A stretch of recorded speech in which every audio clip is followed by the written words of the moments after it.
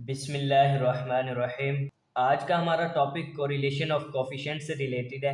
आज के इस लेक्चर में हम अंडरस्टैंड करेंगे कि कोफिशिएंट ऑफ कोरिलेशन का मतलब क्या है और कोरिलेशन ऑफ कोफिशिएंट की वैल्यू क्या रिप्रेजेंट करती है। ठीक है, हम आसान लफ्जों में अंडरस्टैंड करते हैं कि कोरिलेशन ऑफ कोफिशिएंट क्या शो करती है। Dear students, correlation of coefficient two variables के दरमियान रिलेशनशिप को शो करती है। ठीक है, यानी पॉजिटिव रिलेशनशिप है या फिर नेगेटिव रिलेशनशिप है। ठीक है, अब पॉजिटिव रिलेशनशिप से मुराद क्या है, यानी टू वेरिएबल्स की वैल्यू की सेम डायरेक्शन है। एक वेरिएबल अगर इंक्रीज करता है तो दूसरा भी इंक्रीज करेगा, ये सेम डायरेक्शन है। ठीक है, यहाँ पर क्या है, पॉजिटिव कोरिलेशन है टू वेरिएबल्स के दरमियान। ठीक है, और अगर एक वेरिएबल्स की वैल्यू इंक्रीज होती है और दूसरे की डिक्रीज होती है तो ये नेगेटिव कोरिलेशन है। ठीक है, अब कोरिलेशन कोफिशिएंट की वैल्यू हमें यही शो करती है, हम कैलकुलेट करते हैं तो फिर हम एंड पर डिसाइड करते हैं कि एक वेरिएबल की वैल्यू इंक्रीज या डिक्रीज होने से दूसरी वेरिएबल की वैल्यू पर क्या असर पड़ेगा। ठीक है डियर स्टूडेंट्स, हम एक क्वेश्चन की मदद से कोरिलेशन ऑफ कोफिशिएंट के कंसेप्ट को अंडरस्टैंड करते हैं।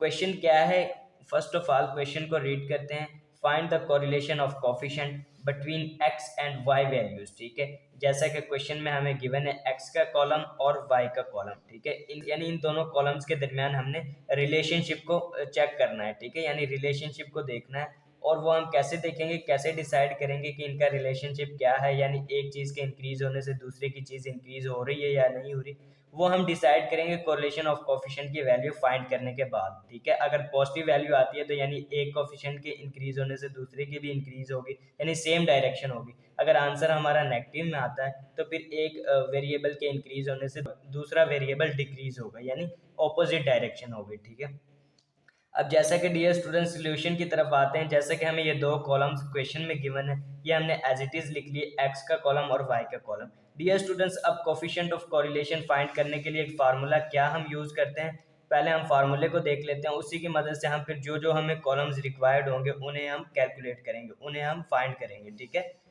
डियर स्टूडेंट्स, यहाँ कोरिलेशन कोफिशिएंट का फार्मूला क्या है, n n dear student show करा है, यानी जितनी नंबर ऑफ वैल्यूज गिवन होंगी हमें, जैसा कि यहाँ पर 1 2 3 4 5 वैल्यूज गिवन है तो यहाँ एन हमारा 5 है। उसके बाद sigma x y, dear students हमें एक्स वाई का कॉलम जनरेट करना है। ठीक है, हम एक्स वाई का कॉलम जनरेट करेंगे, उसके बाद उसका टोटल ले लेंगे और माइनस सिग्मा एक्स, यानी एक्स कॉलम का ही टोटल कर लेंगे, यहाँ पर लिख लेंगे। ठीक है, इसी तरह सिग्मा वाई, उसके बाद डिवाइडेड बाय अंडर रूट और ब्रैकेट में dear students n sigma x square, यानी एक्स स्केयर कॉलम भी हमने जनरेट करना है। ठीक है, एक्स स्केयर कॉलम कैसे जनरेट करेंगे, एक्स का स्केयर ले लेंगे। ठीक है, उसके बाद माइनस सिग्मा एक्स का होल स्केयर, ब्रैकेट क्लोज, फिर bracket n sigma y square यानी वाई स्केयर का कॉलम भी हमें जनरेट करना है, उसके बाद माइनस सिग्मा वाई का होल स्केयर। ठीक है डियर स्टूडेंट्स, अब हमें ये कॉलम्स रिक्वायर्ड है, एक्स वाई का कॉलम और एक्स स्केयर का कॉलम और वाई स्केयर का कॉलम, ये टोटल्स हमें रिक्वायर्ड है फार्मूले में। ठीक है, अब डियर स्टूडेंट्स, एक्स वाई का कॉलम हम किस तरह से जनरेट करेंगे, यानी एक्स की वैल्यू जो होगी जिस रो में और वाई की वैल्यू जो होगी उसे हम मल्टीप्लाई कर देंगे तो एक्स वाई का कॉलम जनरेट हो जाएगा, यानी 4 मल्टीप्लाई बाय 7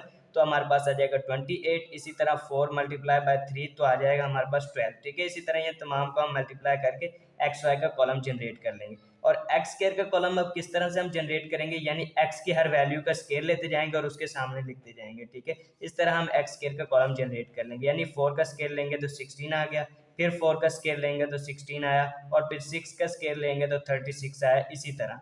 डियर स्टूडेंट्स, उसके बाद हमें वाई स्केयर का टोटल भी रिक्वायर्ड है फार्मूले में, तो अब वाई स्केयर का कॉलम हम किस तरह से डिफाइन करेंगे, यानी वाई वैल्यूज का स्केयर लेते जाएंगे, यानी 7 का स्केयर लेंगे तो 49, इसी तरह 3 का लेंगे तो 9, इसी तरह हम ये कॉलम जनरेट करेंगे।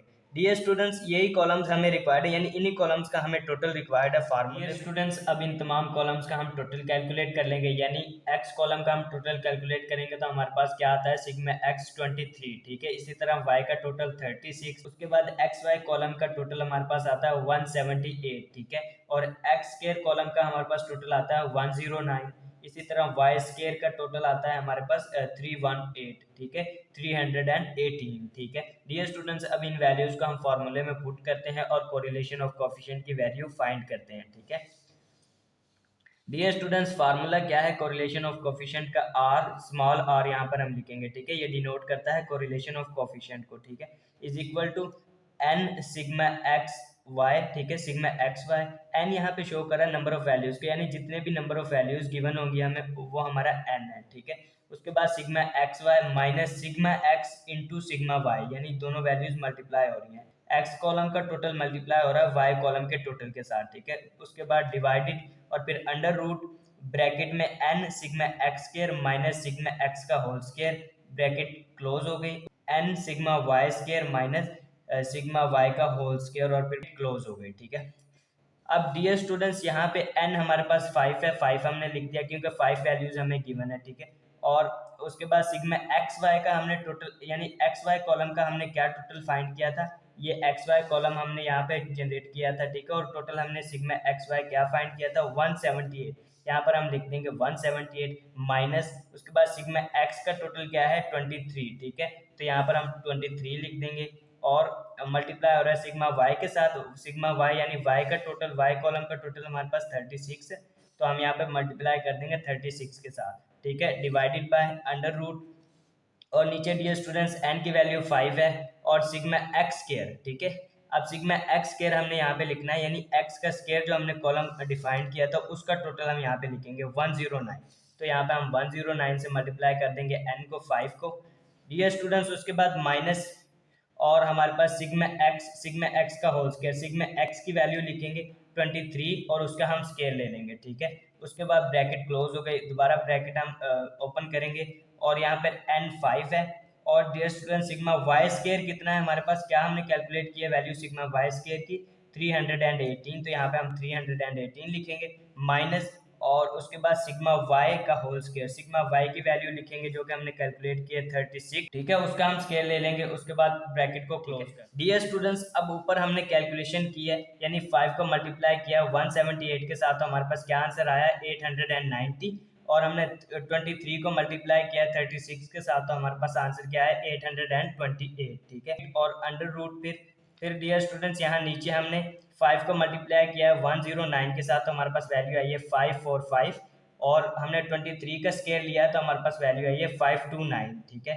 उसके बाद ब्रैकेट क्लोज और फिर ब्रैकेट हम ओपन करेंगे अगली, यानी ब्रैकेट है जो 5 का मल्टीप्लाई किया हमने 318 के साथ, तो हमारे पास आंसर आया 1590 माइनस उसके बाद 36 का हमने स्केल लिया है तो क्या वैल्यू आई है 1296, ठीक है। उसके बाद ब्रैकेट क्लोज। डियर स्टूडेंट्स उसके बाद नेक्स्ट स्टेप में यानी हम 890 में से माइनस कर देंगे 828 को, तो हमारे पास क्या वैल्यू आती है 62, ठीक है।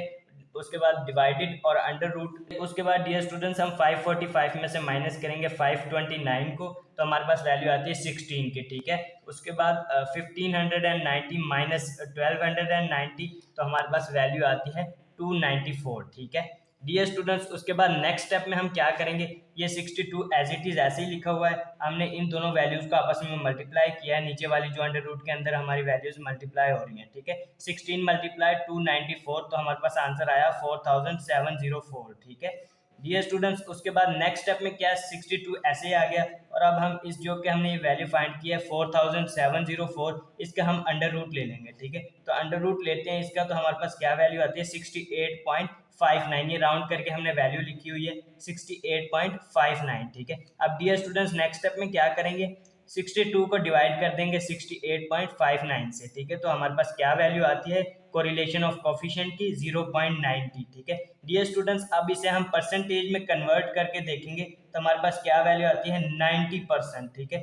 डियर स्टूडेंट्स आंसर हमारा कोफिशिएंट ऑफ कोरिलेशन का प्लस का 0.90 आया है, तो इसका मतलब है पॉजिटिव रिलेशनशिप है, ठीक है, पॉजिटिव कोरिलेशन है, यानी सेम डायरेक्शन है दोनों वेरिएबल्स की। डियर स्टूडेंट्स यानी इस आंसर से हम क्या अंडरस्टैंड करते हैं 90% जो हमने फाइंड किया है, इससे डियर स्टूडेंट्स हम ये अंडरस्टैंड करते हैं कि एक्स वेरिएबल की वैल्यू अगर इंक्रीज होगी तो 90% चांसेस हैं कि वाई की वैल्यू भी इंक्रीज होगी, और अगर एक्स की वैल्यू डिक्रीज होगी तो 90% चांसेस हैं कि वाई की वैल्यू भी डिक्रीज होगी, ठीक है। यानी इन दो वेरिएबल्स के दरमियान रिलेशनशिप पॉजिटिव है। यानी कि dear students, correlation of coefficient के बेस पर हम क्या डिसाइड करते हैं, एक वेरिएबल की वैल्यू की बेस पर हम दूसरे वेरिएबल की वैल्यूज को प्रिडिक्ट करते हैं कि इंक्रीज होगी या फिर डिक्रीज होगी। डियर स्टूडेंट्स, इस तरह से हम कोरिलेशन ऑफ कोफिशिएंट की वैल्यू फाइंड करते हैं फॉर टू वेरिएबल्स। ठीक है डियर स्टूडेंट्स, अगर आज के इस लेक्चर से रिलेटेड आपके माइंड में कोई भी क्वेश्चन हो तो आप कमेंट्स के थ्रू हमसे पूछ सकते हैं। डियर स्टूडेंट्स, हमें नेक्स्ट वीडियो तक इजाजत दीजिए। अपना बहुत सारा ख्याल रखिएगा। Thank you so much.